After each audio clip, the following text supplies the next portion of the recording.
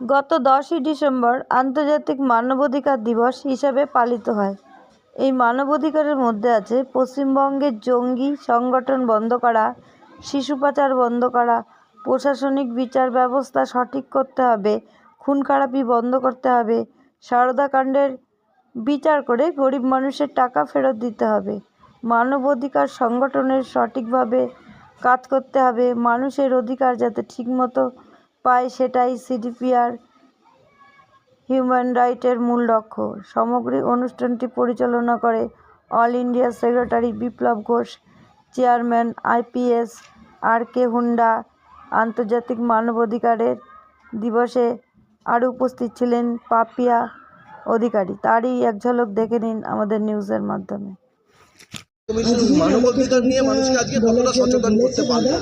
দেখুন, আমি বিভিন্ন জায়গায় বলি 10 ডিসেম্বর আজকের দিন আন্তর্জাতিক মানবাধিকার দিবসে আজকে আমাদের কমিটমেন্টের দিন। সারা পশ্চিমবঙ্গ, সারা ভারতবর্ষে যেরকম চলছে জাতের লড়াই, নানা রকমভাবে মানুষ সেই সৎ আছে কি, মানুষকে সঠিকভাবে দেখছে কি, সেই লড়াইয়ে সেই যাতে মানুষ একটা জায়গায় সেই প্রতিবাদে গড়ে ওঠে। আজকের দিনটা আমার মনে হয় আমাদের প্রতিজ্ঞার দিন। আজকের দিনটা কমিটমেন্ট যে আমরা একসঙ্গে লড়বো, একসঙ্গে লড়বো। হিউম্যান রাইটস সিপিডিআর ইন্ডিয়া আমরা মনে করি পশ্চিমবঙ্গের এখন যে অবস্থা, মানবাধিকার মানুষ কি সেই অধিকার পাচ্ছে?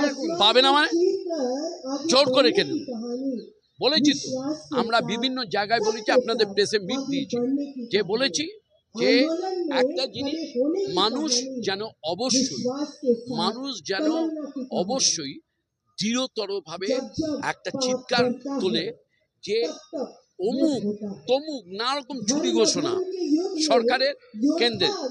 আমাদের বক্তব্য হিউম্যান রাইটস সিপিডিআর ইন্ডিয়া একটাই আওয়াজ তুলবে, international human rights day 10 December আন্তর্জাতিক মানবাধিকার দিবসকে একেবারে ক্যালেন্ডারে ছুটি ঘোষণা করতে। এইটা অত্যন্ত জরুরি, এবং ছুটি দিলেই মানুষের চাকরি একটা দিন চলে গেল তা না, একটা সম্মান দেওয়া, ক্যালেন্ডারে ডে হোক human rights day, international human rights. আমি তাই মনে করি, এবং মনে করি আপনাদের এই প্রেসের মাধ্যমে একটাই বার্তা দেবো, সবাই তো নেট থেকে হিউম্যান রাইটস বার করে নানা রকম কাজ করছে।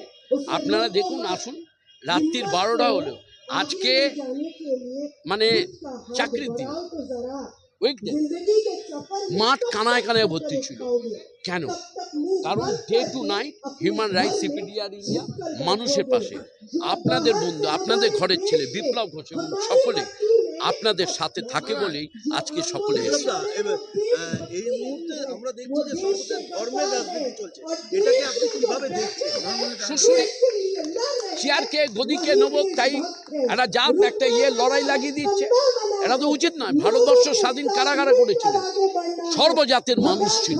এইটা মেনে চললে তাহলে মনে করবো পশ্চিমবঙ্গ সম্মান দিচ্ছেন, ভারতবর্ষের সম্মান দিচ্ছেন। তাই মনে হয় ধর্ম নিরপেক্ষ রাজ্য ভারতবর্ষকে বলা হয়, সেটা যেন বজায় থাকে। চলছে, এতে তো পরবর্তীকালে একটা মানে হতে পারে, ঝামেলার সৃষ্টি হতে পারে। এই যে এসআইআর ধর্ম, হ্যাঁ নিশ্চয়ই আমি তো বললাম যে ধর্ম নিয়ে টানাটানি চলছে। আপনারাও যেভাবে লড়াই করছেন আমরাও লড়াই করছি এক ফোরামে দাঁড়িয়ে, যে পশ্চিমবঙ্গ সর্বজাতের ভাব।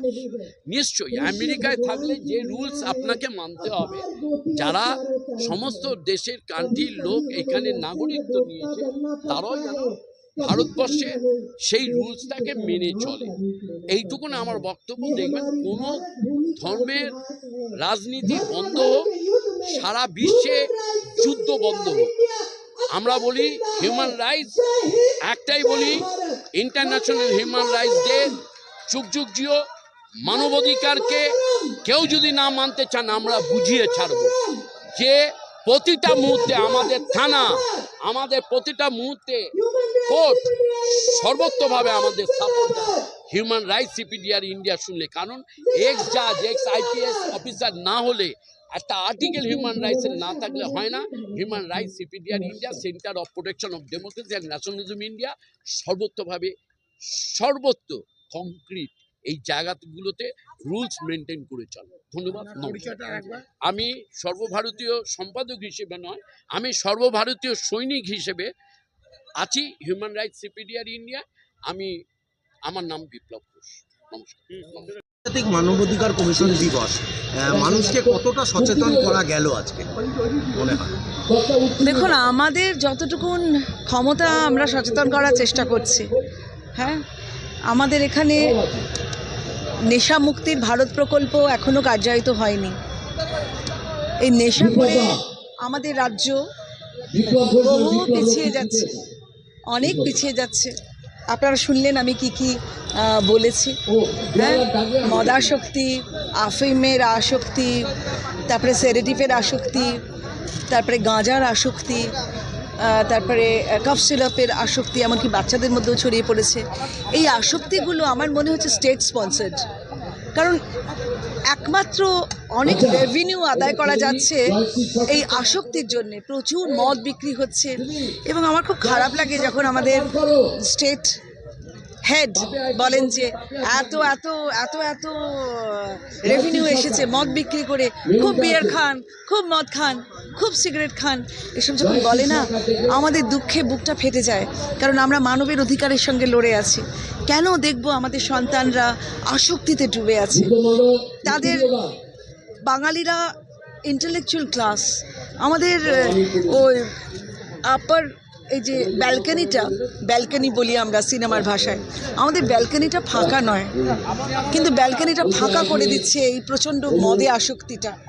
সুতরাং ব্যালকনি ফাঁকা রাখলে চলবে না, আমাদের হাউসফুল রাখতে হবে মেধায়, শৌর্যে, বুদ্ধিতে, সংস্কৃতিতে। আমাদের নদী, আমাদের বৃক্ষ, আমাদের সংস্কৃতি, আমাদের ভক্তি, আমাদের মুক্তি, এতেই আমাদের মুক্তি। সেইগুলো যদি না থাকে তাহলে আমরা কোথায় যাব? তাই মানবের অধিকারের জন্য please come and join us. আমাদের বন্দে মাতরম গানটি পুরোটা কোনোদিন জানানোই হয়নি ভারতবাসীকে, আমরা বাঙালিরা জানি। তাই আমাদের বাঙালিদের অধিকার সবাইকে জানানো। নেহরুজি এবং জিন্না এবং তার ভাই শওকত আলী জিন্না, তারা বন্ধ করে দিয়েছিল। আমাদের বড় বড় শাস্ত্রীয় সঙ্গীতকাররা যখন গান গাইতে বন্ধ করে দিত, বললো বাস দিস মাচ, তবু তারা বলতো যে আমরা গাইলে পুরোটাই গাইবো, নইলে গাইবো। এই করে অনেক কাণ্ড হলো, কিন্তু তারপরে বন্দে মাতরম গানটা টুকরোই থেকে গেল এবং সেই পাপে আমাদের ভারত খণ্ডিত হয়ে গেল। তাহলে আমরা যদি জানাই সেটা কি অপরাধ? আমরা যদি গীতা পাঠ করাই সেটা কি আমাদের অপরাধ?